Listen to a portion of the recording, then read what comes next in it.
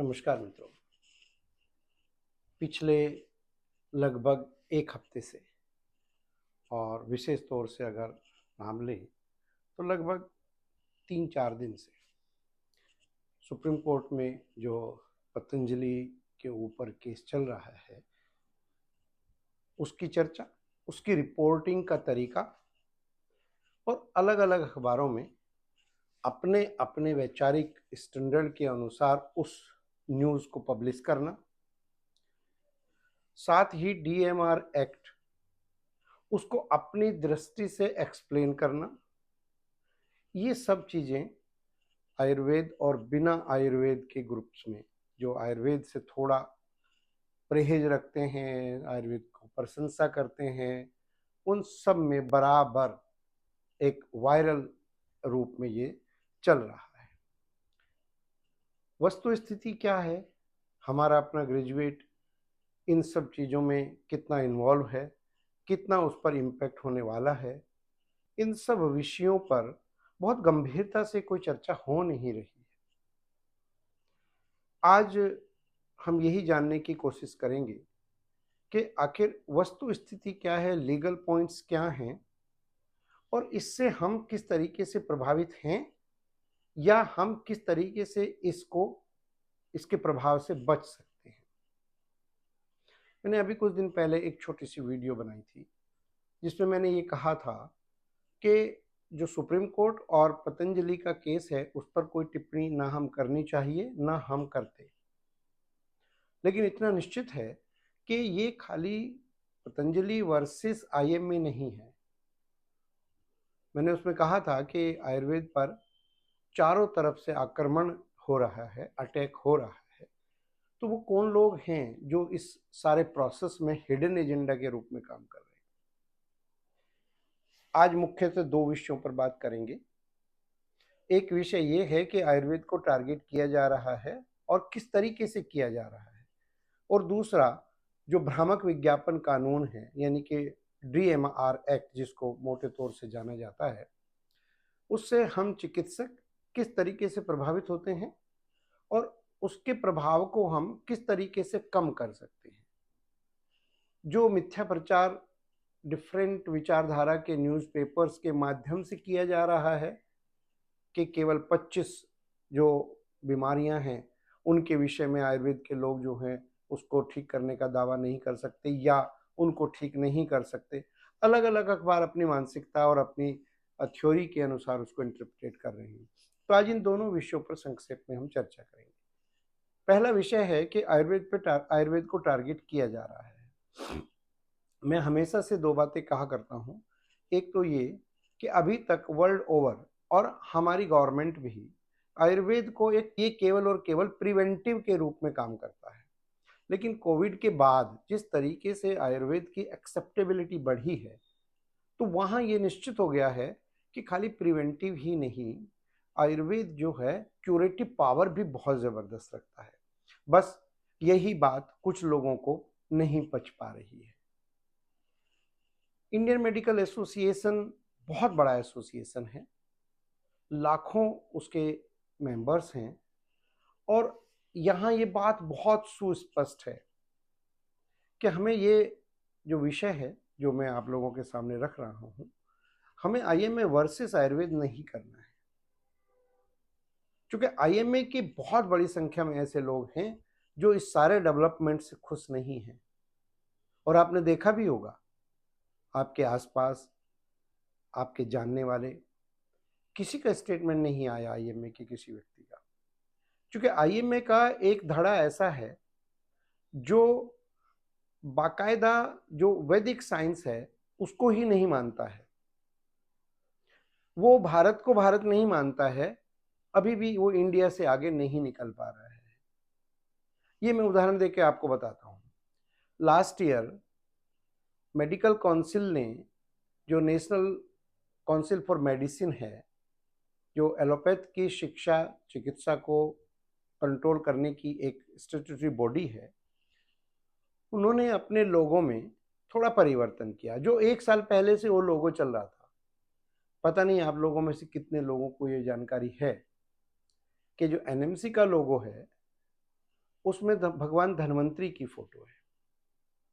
पहले वो single colour में थी, अब उसको थोड़ी और प्रोमिनेंस देने के लिए उसको थोड़ा हाईलाइट किया है और उसके कलर चेंज किए हैं।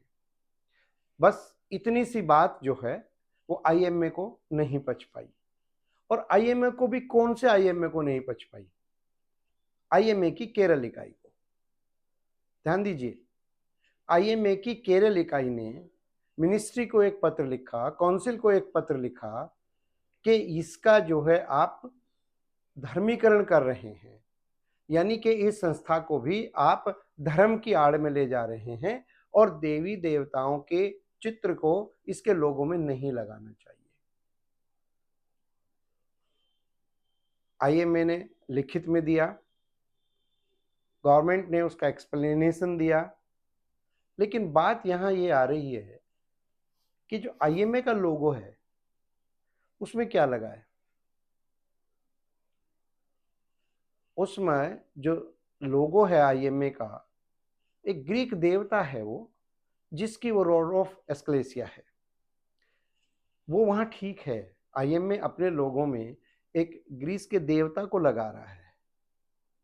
और यहां अगर जो भगवान धन्वंतरी हैं, जो कि किसी धर्म से नहीं, मेडिकल साइंस के भगवान माने जाते हैं वर्ल्ड ओवर, उनका अगर लोगों में प्रयोग किया है तो वो आईएमए केरल की इकाई के पेट में दर्द हुआ। उसके बाद में जो लोग ट्विटर पर हैं वो जाकर देखिए, लिवर डॉग के नाम से डॉक्टर एबी फिलिप्स, वो पिछले लगभग 5-7 साल से आयुर्वेद को सूडो साइंस, आयुर्वेद अनसाइंटिफिक है, ये बकवास है, इस तरीके के शब्दों से सम्मानित करता रहा है। अपने आप को हिपेटोलॉजिस्ट बताता है और क्लिनिकल साइंटिस्ट बताता है। वो कहां से हैं? वो भी केरल से हैं। अभी ये जो केस चल रहा है सुप्रीम कोर्ट में, इसमें सबसे ज्यादा जो आरटीआई डाली या जो लेटर्स लिखे डीएमआर एक्ट के लिए गवर्नमेंट ऑफ इंडिया को भी, आयुष मिनिस्ट्री को भी और उत्तराखंड सरकार को भी, वो डॉक्टर बालू ने लिखे हैं। वो एक ऑप्थेल्मोलॉजिस्ट है। वो कहां से हैं? वो भी केरल से हैं। तो इस क्रोनोलॉजी को अगर आप ढंग से इसके पॉइंट्स बिठाएं, डॉट्स को कनेक्ट करें, तो जितना विरोध केरल की तरफ से आ रहा है पूरे भारत में और कहीं नहीं है। इक्का दुक्का लोग हैं जो इसको अपने वॉइस को रेज करते हैं। हमारा मानना यह है कि अगर कोई वैलिड पॉइंट है आप उसको रेज कीजिए, लेकिन हर चीज में विरोध करना, इसलिए आप विरोध कर रहे हैं, ये गलत है। फिर सारी लीड्स जो हैं वो केरल की तरफ क्यों जा रही हैं? जो कोविड के टाइम में इंडियन मेडिकल एसोसिएशन के प्रेसिडेंट थे वो बड़े कंट्रोवर्शियल रहे। उनका एक स्टेटमेंट आया था कि मैं एक सर्जन हूं और अब मेरे पास टाइम है कि मैं स्टूडेंट्स और इंटर्न्स को क्रिश्चियनिटी की तरफ ले जा सकता हूं। ये सारा सोशल मीडिया में अवेलेबल है, ऐसा कुछ नहीं है कि ये मैं नए तरीके से कह रहा हूं। लेकिन केरल की एक पूरी लॉबी आयुर्वेद के पीछे पड़ी हुई है।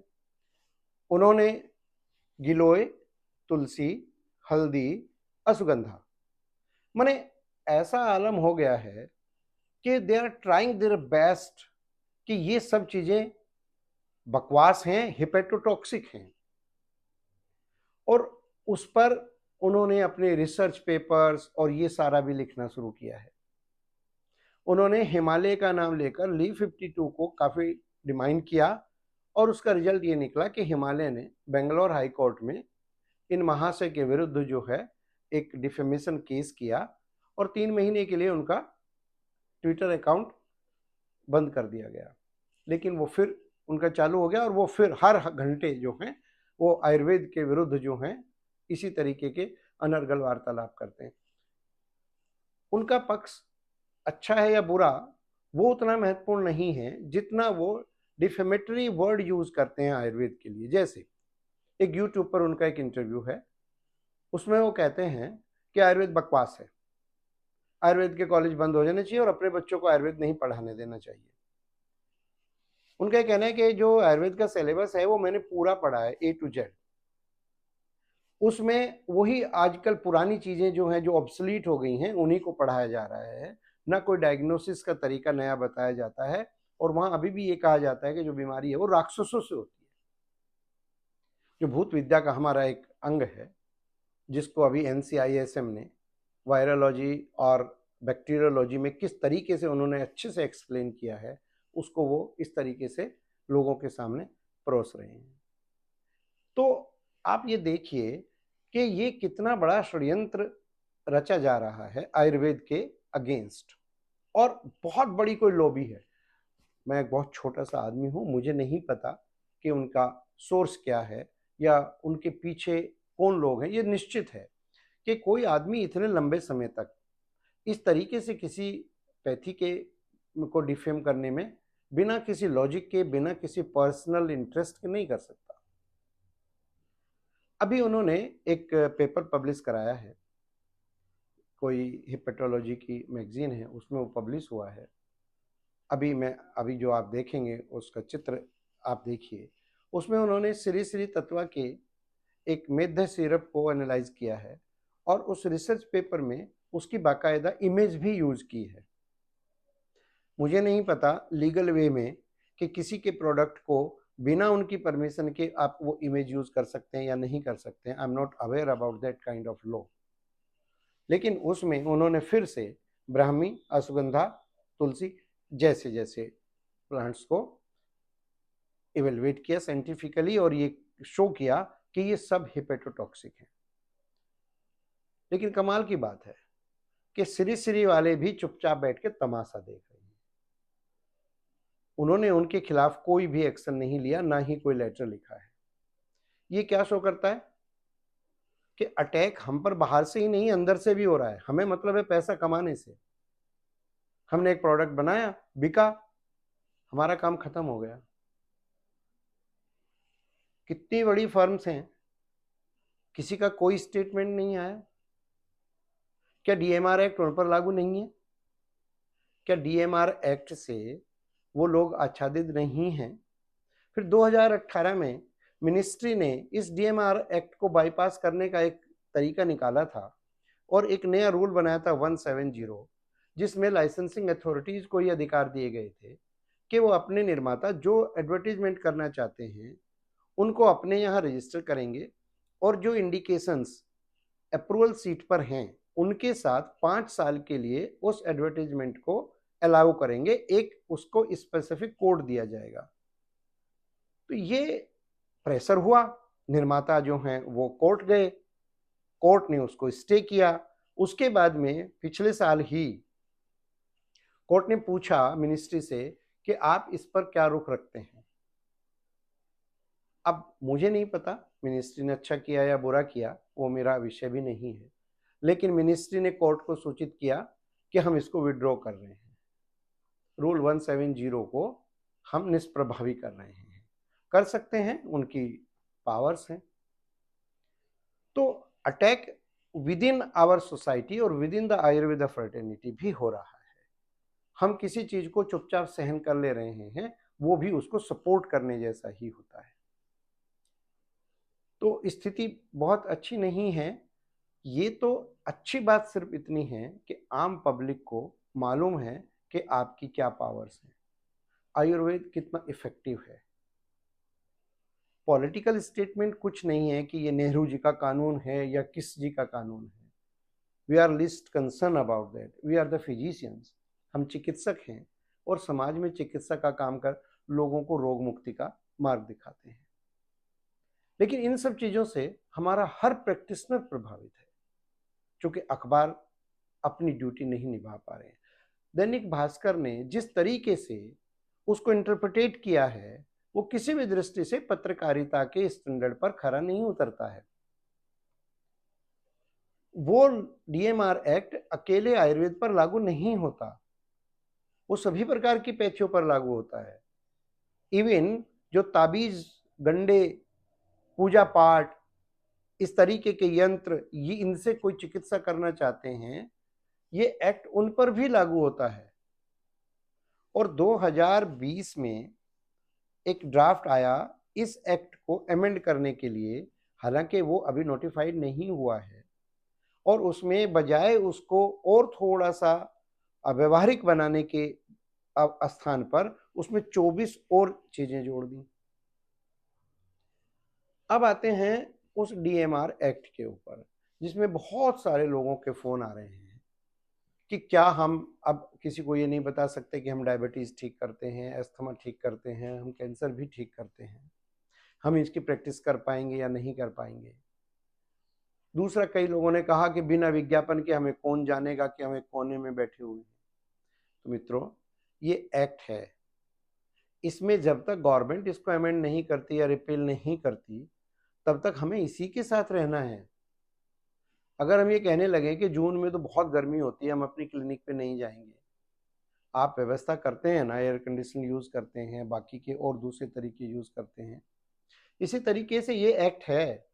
जब तक इस एक्ट में कोई परिवर्तन नहीं होता, ये हम पर लागू होगा, ऐसा मान के अगर हम सोचेंगे तो इसका रास्ता बड़ा आसान है निकालना।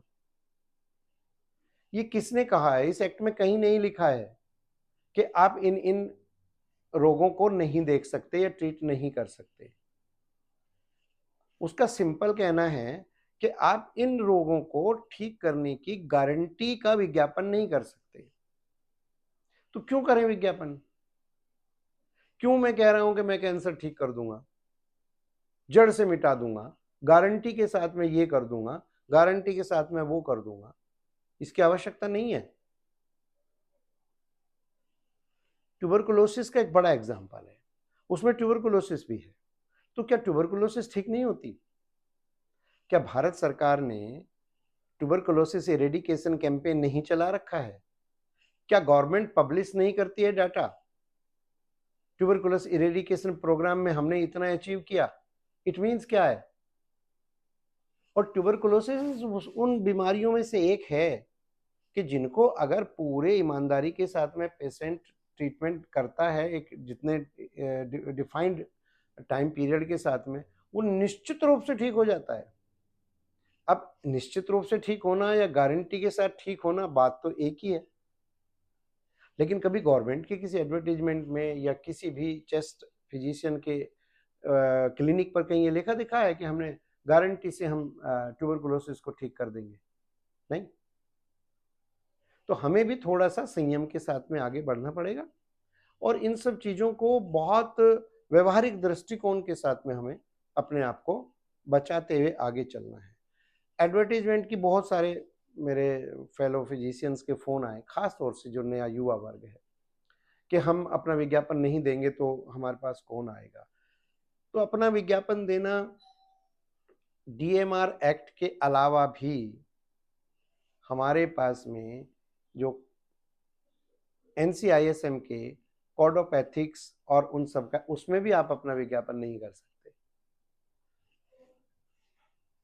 इग्नोरेंस एक अलग चीज है और एरोगेंस एक अलग चीज है। अगर हम इग्नोरेंट हैं किसी विषय में, तो जानकारी मिलने पर हम उसको ठीक कर सकते हैं, लेकिन अगर हम धौंस जमाने में माहिर हैं तो हम शायद उसको ठीक नहीं कर सकते। तो मेरा कहना यही है कि एरोगेंट मत बनिए, और अगर इग्नोरेंस है तो उसको ठीक किया। डीएमआर एक्ट कब बना, क्यों बना, कैसे बनाया गया, इस पर बहस हो सकती है, रिजल्ट कुछ नहीं निकलने वाला है। उसमें बहुत साफ लिखा है, कुछ जो बीमारियां हैं उनके दवाइयों से मैं उनको जड़ से खत्म कर सकता हूं, ऐसा हमें नहीं कहना है। कुछ बीमारियां हैं जिनको ठीक करने की दवाइयों के हम विज्ञापन नहीं कर सकते, तो नहीं कर सकते। उसमें क्या प्रॉब्लम है? जब हम प्रैक्टिस करते हैं, स्टार्टिंग में हमारे पास रोगी कम आते हैं, चूंकि लोग हमें नहीं जानते पहचानते हैं, लेकिन जैसे जैसे माउथ टू माउथ पब्लिसिटी से बढ़कर आज भी कुछ नहीं है। इलेक्शन में भी तो डोर टू डोर कैंपेन करते हैं, जरूरत क्या है? थोड़ा समय लगता है अपनी प्रैक्टिस को फ्लेयर अप करने में, जमाने में। हाँ, कुछ ऐसी चीजें हैं, आज सोशल मीडिया बहुत तेजी के साथ में आगे बढ़ रहा है, वहीं हमें भ्रमित करने वाले हमारे अपने लोग भी बढ़ रहे हैं। कहते हैं साहब हम आपका सोशल मीडिया हैंडल जो है वो देखेंगे और हम आपके पास में नंबर ऑफ पेशेंट्स की लाइन लगा देंगे। अब कितनी लाइन लगती है, कितनी नहीं लगती है, वो बेचारा वो फिजिशियन जाने। लेकिन वो लोग जो हमारे ही बीच के हैं और अपने आप को डिजिटल क्रिएटर कहते हैं या डिजिटल मीडिया के डॉन कहते हैं, उनका तो फाइनेंशियल गेन हो गया ना। तो आज पेशेंट भी बहुत तेज हो गया है, पेशेंट्स को भी ये पता है। देखिए एक बात निश्चित है, सोशल मीडिया के थ्रू कोई पेशेंट अगर मुझ तक आएगा तो वो पढ़ा लिखा होगा, उसको पता है कि रिव्यू नाम की किस तरीके की कोई चीज होती है और उसको कैसे मैनिपुलेट किया जाता है। ये थोड़ी बहुत बढ़ोतरी कर सकता है हमारे केसेस में, लेकिन एकमात्र यही तरीका है ऐसा मैं नहीं मानता। आप अपनी वेबसाइट बना सकते हैं, आप अपना पेज बना सकते हैं और उसमें वो सारी चीजें जो जेन्युइनली डाल सकते हैं लीगल फ्रेमवर्क में, उसको कोई मना नहीं कर रहा है। तो अंत में यही कि हम बहुत जल्दी हर विषय को लेकर पॉलिटिकली हो जाते हैं और पॉलिटिशियन की तरह उस पर अपने अपने विचार देने लगते हैं। और अपना थोड़ा सा विवेक लगाना पड़ेगा, अपनी जो रीजनिंग है, बुद्धि जो हमें भगवान ने दी है, उसका प्रयोग करना पड़ेगा। सोशल मीडिया में जितनी तेजी के साथ में चीजें फैलती ही हैं, गलत चीजें उतनी ही ज्यादा भी फैलती हैं। अभी आपने देखा वो ministry of health and family welfare का एक पब्लिक नोटिस बहुत तेजी के साथ में हर व्हाट्सएप ग्रुप पे गया, फेसबुक पर भी गया, बाकी की सोशल मीडिया पर भी गया। किसी ने ये नहीं ध्यान दिया कि उसका केवल हेडिंग ही पढ़ लें हम, नीचे चलो नहीं आप जा रहे हैं। वो 2006 का एडवर्टीजमेंट था और उस पर टिप्पणी करने वाले कह रहे हैं कि कहाँ है कोटेचा जी। अरे बेचारे कोटेचा जी का क्या लेना देना था 2006 से? वो तो उस समय कहीं थे ही नहीं पिक्चर में, मिनिस्ट्री ही नहीं बनी थी। Ministry of health and family welfare में एक डिपार्टमेंट हुआ करता था जो रेड क्रॉस बिल्डिंग में चलता था और उसी डीएमआर एक्ट को ही उन्होंने एडवर्टाइज किया है। तो एटलीस्ट ये हमारा फर्ज बनता है पढ़ा लिखा होने के नाते, समाज का एक प्रतिष्ठित वर्ग में को अपने आप को रिप्रेजेंट करने के नाते, कि कम से कम इन छोटी छोटी चीजों को तो देख लें कि कोई न्यूज कब की है, लेटेस्ट है या क्या है। और बहुत मेलिशियसली किसी ने उसको किया है। दैनिक भास्कर का कोटा अंक में वो न्यूज छपी और उसी के साथ साथ वो कहीं से पुरानी कटिंग जो है वो आ गई। अब लोग तो ये भी कहते हैं, आई एम नॉट श्योर, कि आईएमए के वर्तमान के जो वाइस प्रेसिडेंट हैं वो कोटा को बिलोंग करते हैं और उन्होंने जानबूझकर इस तरीके की, आज ही के पेपर में 12 तारीख है आज ही के टाइम्स ऑफ इंडिया में डॉक्टर बालू का बड़ा विज्ञापन आया, वो इंटरव्यू छपा है। उसमें जो हेल्थ को कवर करने वाली महिला है उसके साथ उसका इंटरव्यू है। वो कहता है कि मैंने कितनी बार पूछा, कितनी बार मैंने ये कहा, और अपनी कहानी भी कितने इम्पैक्टफुल तरीके से वो बताते हैं कि मेरे किसी जानने वाले की मदर जो है वो मेरे पेशेंट थी, जब वो बहुत दिनों तक नहीं आई मेरे पास में तो मैंने उसका पता किया। कितने डॉक्टर्स ऐसे हैं जो पेशेंट ड्रॉप आउट को फॉलो करते हैं। एनीवे, ये उसका अपना वर्जन है। तो ऐसे बहुत सारे लोग जो हैं वो हमारे बीच में हैं। हाँ, एक बात मुझे कहने में कोई संकोच नहीं है कि हमारे बहुत सारे मैन्युफैक्चरर्स भ्रामक विज्ञापन में लिप्त हैं, उसमें कोई दो राय नहीं है। आप इस चित्र को देखिए जो मैं आपको दिखा रहा हूं, इसमें तो लीगलिटीज की हदें पार की हुई हैं। अमेजोन पर यह प्रोडक्ट उपलब्ध है, आपकी हाइट बढ़ाता है, ऐसा वो क्लेम करते हैं, जो कि डीएमआर एक्ट में साफ साफ लिखा है कि you can not change the shape of the body, neither you can increase the height. और उसमें जब डिटेल उसमें दिया हुआ है, वो आईएसएम हरियाणा का प्रोडक्ट में लाइसेंस नंबर पड़ा हुआ है, लेकिन साथ ही साथ उस पर एफएसएसआई का भी नंबर पड़ा हुआ है। ये हो ही नहीं सकता कि एक प्रोडक्ट दो कैटेगरी में निर्मित हो जाए। लेकिन समस्या वहीं आती है, इनको कौन रोकेगा? अभी पिछले दिनों यूपी में सैंपलिंग हुई है गलत तरीके से, इतना फजीयत हुआ है। अगर गलत है तो वो गलत है, उसकी कोई दिक्कत नहीं, लेकिन आप अपनी अज्ञानता की वजह से सही को गलत डिक्लेयर कर देंगे, अखबारों में छपवा देंगे, तो वो रिपेरेबल डैमेज नहीं रहता है। दैट्स वाई मैं कहता हूं कि खतरा हमें अंदर से भी बहुत है। अपने लोग जानबूझकर कुछ ऐसे काम कर जाते हैं या एरोगेंसी में ऐसे कुछ काम कर जाते हैं जिसका बहुत भारी नुकसान आयुर्वेद को उठाना पड़ रहा है। इन सब चीजों में एक रूपता आनी चाहिए और ये जो लॉज हैं अमेंड होने चाहिए और उसका एक ही रास्ता है जिसकी हमें सभी डिमांड करनी चाहिए। हम सब लोगों को समवेत स्तर पर drug and cosmetics act, Ayurveda, सिद्धा, यूनानी और होम्योपैथी यानी कि आयुष के लिए सेपरेट बनना चाहिए। और बन सकता है, ऐसा नहीं है, रोज नई नई चीजें डेवलप हो रही हैं। ड्रग एंड कॉस्मेटिक्स एक्ट में 2020 में कॉस्मेटिक्स एक्ट बिल्कुल अलग हो गया। वो पहले उसका एक हिस्सा हुआ करता था, लेकिन 2020 से कॉस्मेटिक्स एक्ट अलग हो गया है। इसी तरीके से ASU drugs, ASU and H drugs का क्यों नहीं अलग हो सकता? ये एडवर्टीजमेंट किस तरीके से बंद किए जा सकते हैं, या जो ऑनलाइन बेच रहे हैं उनकी किस तरीके से सैंपलिंग की जा सकती है, नहीं है कहीं कोई डिटेल। तो ये बहुत सारे ऐसे विषय हैं जो हम प्रैक्टिशनर्स को प्रभावित करते हैं, निश्चित रूप से प्रभावित करते हैं। लेकिन इसमें हम भी अगर थोड़ा सा अपना रीजनिंग लगाएं तो ये कोई इतनी बड़ी चीजें नहीं है कि ये आज ही हुई है, भी इतने दिनों से चल रही है। हम भी उसी में से यहाँ तक निकल कर आ गए। नए बच्चे जो आ रहे हैं वो भी उसी तरीके से अपने आप को सेटल कर लेंगे। कोई इतनी बड़ी चीज नहीं है, बस हमारा जो रिएक्शन है वो रीजनिंग के साथ होना चाहिए और लॉजिकल होना चाहिए, अदरवाइज तो हम हास्य के पात्र बनते हैं। बहुत बहुत धन्यवाद।